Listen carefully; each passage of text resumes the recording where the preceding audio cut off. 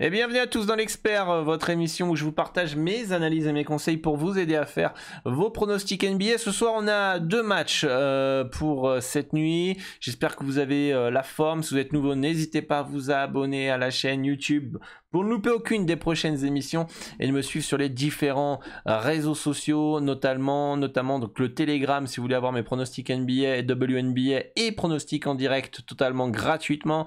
Le lien est dans la description de la vidéo. Twitter aussi, on était en space en direct ensemble pour justement analyser les deux matchs du jour en NBA tout à l'heure. J'avais envie de tester, voir un petit peu ce que ça donne. J'espère que ceux qui étaient en ligne avec moi en direct, ça vous a plu. D'accord, à voir, je suis encore en pleine réflexion là pour la saison prochaine, quel média social je vais utiliser, pourquoi, comment. Le problème de Telegram, c'est que il faut faire du contenu à droite à gauche pour ramener du monde sur Telegram, mais l'avantage de Telegram c'est que c'est privé et que on peut parler de paris sportifs là-bas. Et ça c'est un gros plus, alors que il y a certaines plateformes qui censurent les paris sportifs et c'est plutôt dommage. C'est pour ça que j'utilise principalement Telegram. Donc n'hésitez pas à rejoindre le channel, on est de plus en plus nombreux, ça fait plaisir.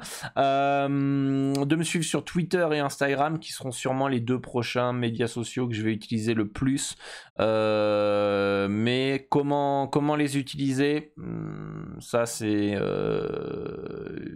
la question. Donc si vous avez des suggestions de contenu que vous aimeriez avoir sur Twitter, sur Instagram, qui sont un peu plus différents que YouTube et Telegram, n'hésitez pas à me faire part dans les commentaires. Donc bienvenue au nouveau. Et on a donc deux matchs aujourd'hui. Comment s'est passée votre soirée NBA hier? Il faut que je retrouve l'onglet. 1 sur 2 hier sur les pronostics que j'ai partagé sur Telegram hier. 1 sur 2, on avait les Kings plus 7,5. Kings plus 7,5, il faut que je retrouve le NBA, sont là. Qui est passé, victoire de 1 point, 126 à 125 des Warriors, ça fait plaisir. Mes Cavs dégoûtés qui ont perdu contre les Knicks. On était dans le match pourtant, mais on a été trop mauvais. Heureusement qu'on a eu Garland dans le troisième quart-temps. Mais encore une fois, l'équipe est passée à côté, notamment Donovan Mitchell. Donc en tant que fan, je suis vraiment dégoûté, les amis, parce que je m'attendais à mieux. Je m'attendais à mieux pour les playoffs pour Cleveland, qui finalement a joué qu'un seul match, c'est le deuxième. Le premier, on est passé à côté. Le troisième et le quatrième, on est passé à côté. Donc on peut pas se qualifier comme ça en étant mauvais et en n'exploitant pas notre plein potentiel. J'avais Atlanta plus 6, ça perd encore pour un panier. Sur cette série. J'avais Atlanta, game 1, plus 10,5.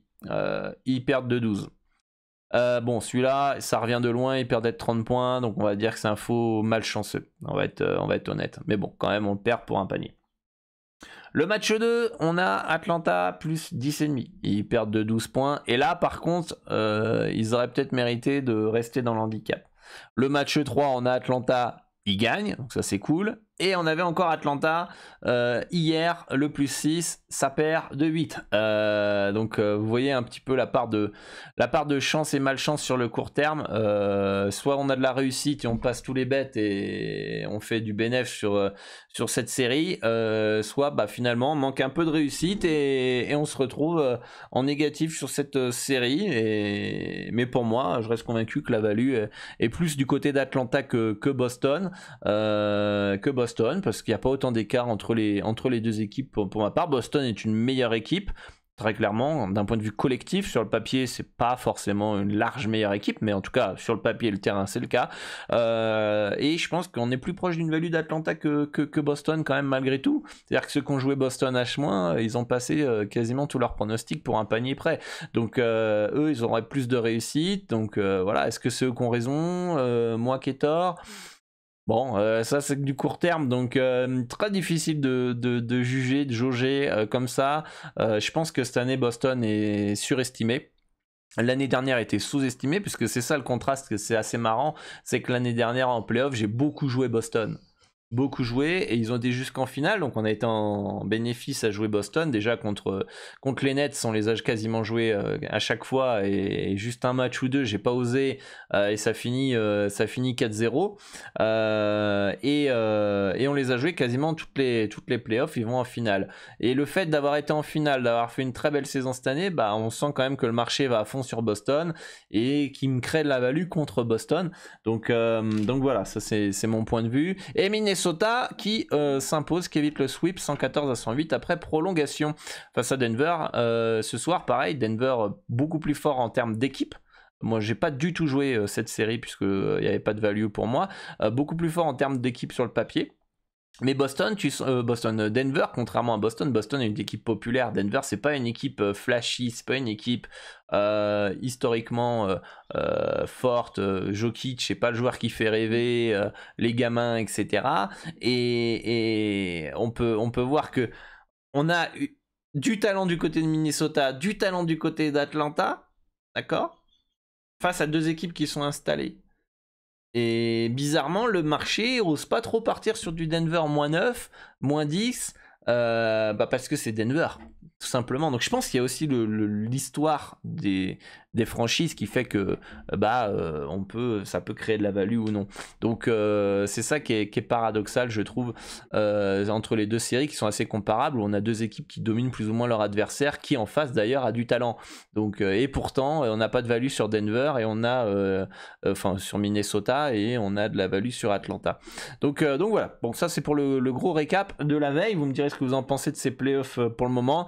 Et ce soir, on a deux matchs. On va commencer par Miami face à Milwaukee pour ce soir, match où les Bucks sont obligés de s'imposer ce soir, victoire obligatoire, sinon c'est mené 3-1 face à Miami. Je pense pas que Miami perde les 4 derrière, même si Giannis revient ce soir. S'ils perdent ce soir les Bucks, j'ai le sentiment que le Heat va les éliminer.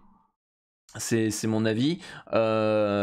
Si les Bucks reviennent à 2-2 et que Giannis est en forme, etc., ce qui n'est peut-être pas le cas pour Jimmy Butler, et ça va être toute la difficulté de parier cette rencontre ce soir. Dans ces cas-là, les Bucks s'en sortiront parce que finalement, malgré 2 matchs et demi sans Giannis, ils sont pas non plus à la ramasse. Donc pour moi, tout dépendra de savoir si Jimmy Butler joue, parce que maintenant on sait que comment il s'appelle, Giannis Antetokounmpo va jouer. Du côté de Miami, on a Jimmy Butler qui est incertain contre les Bucks. Je sais pas si c'est de l'intox, je sais pas s'il est vraiment blessé, s'il est vraiment affaibli, etc. Tyler Hero est forfait, Oladipo est forfait, Bam Adebayo est probable, heureusement pour Miami. Mais en tout cas, cette information va être hyper importante parce que là, je vous ai mis le score avec Jimmy Butler incertain. Donc là, c'est 50% du temps il joue, en termes de projection.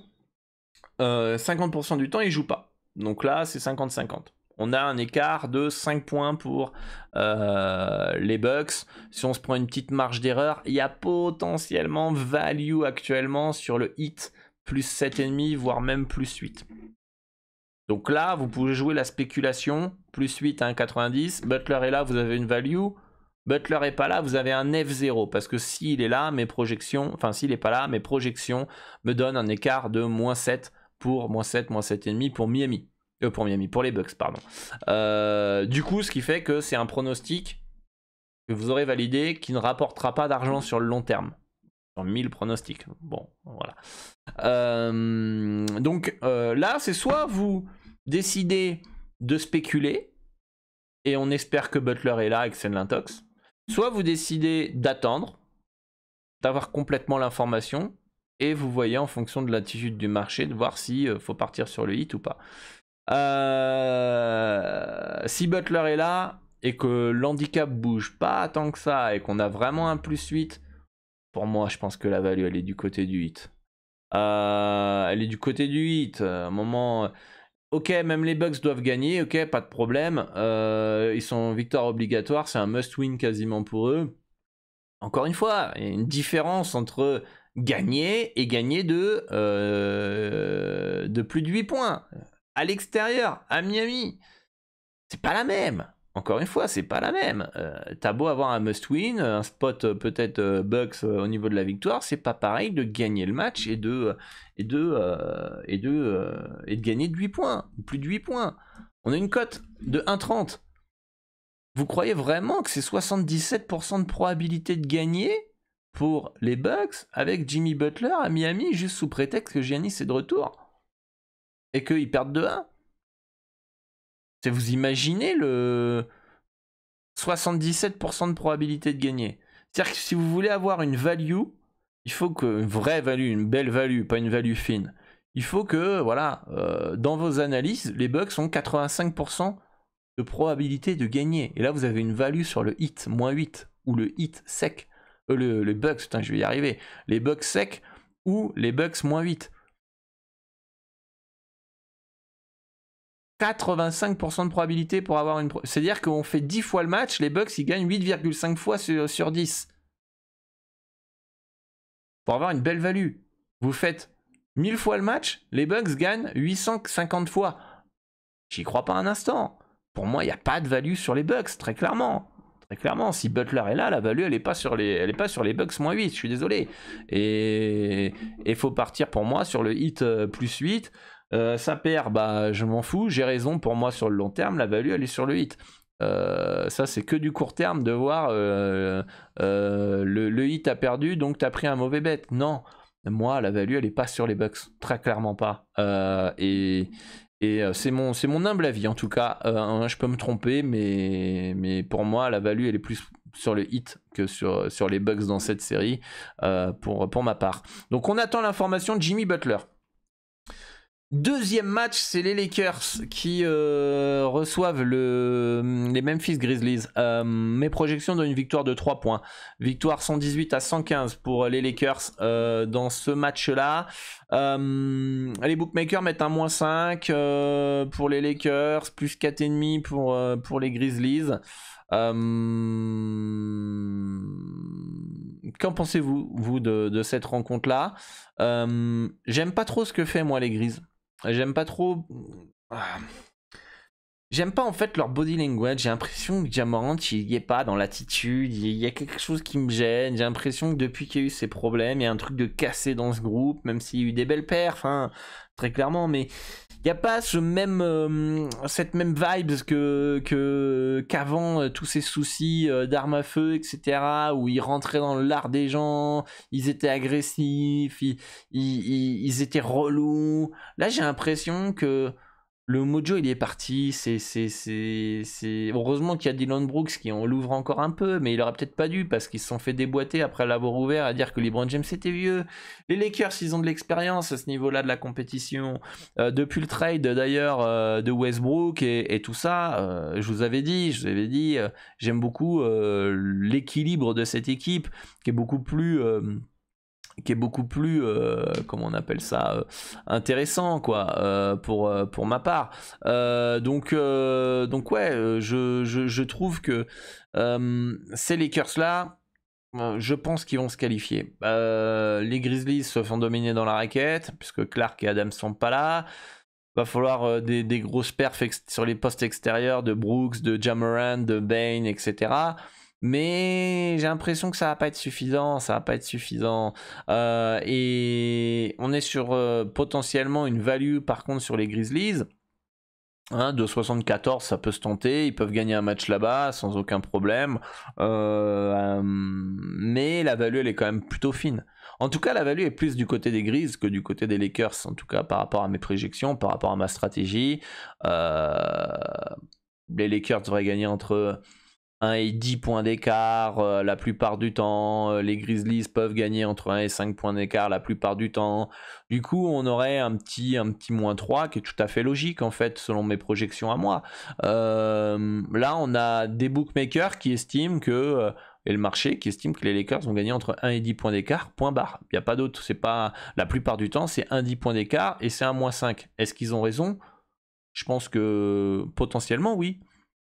Potentiellement oui, c'est pour ça que je vous dis qu'il y a peut-être F0 sur ce match-là. Soit la value elle est légère si j'ai raison, soit il y a un F0 sur ce match-là. Et est-ce que la value elle est sur les Lakers? Ça voudrait dire qu'il faudrait que vous estimiez que une légère value que les Lakers gagnent entre 1 et 15 points dans ce match-là, la plupart du temps. Ça vous ferait un âge de -7, -7,5. Ça vous fait une marge de 2,5. Et ça voudrait dire que très souvent les Lakers vont gagner de plus de 10 points. Plus souvent les Lakers vont gagner de plus de 10 points que les Grizzlies vont gagner, alors que pour moi il y a autant de chances. Donc en fait, pour moi c'est un F0 tout ça. C'est un F0 et il n'y a pas de value dans cette rencontre, ou alors légère value sur les Grizzlies. Donc voilà, pour ma part, dites-moi en commentaire ce qui vous intéresse pour cette nuit en NBA. N'hésitez pas donc à me suivre sur les différents réseaux sociaux, comme je vous ai dit sur le début et l'intro de la vidéo, de rejoindre le Telegram pour ne rien louper de mon actualité et de mes pronostics NBA. Si vous voulez maximiser vos gains dans les paris sportifs, n'oubliez pas d'ouvrir votre compte sur PS3838 et d'accéder aux meilleurs codes sur le marché mondial. Vous pouvez passer par un des brokers les plus fiables au monde, Asian Connect. Les liens sont dans la description. Vous avez un tuto vidéo, je vous accompagne pas à pas. En quelques minutes, vous avez accès à des cotes à 1,95 au lieu de 1,70 sur les handicaps ou les over-under.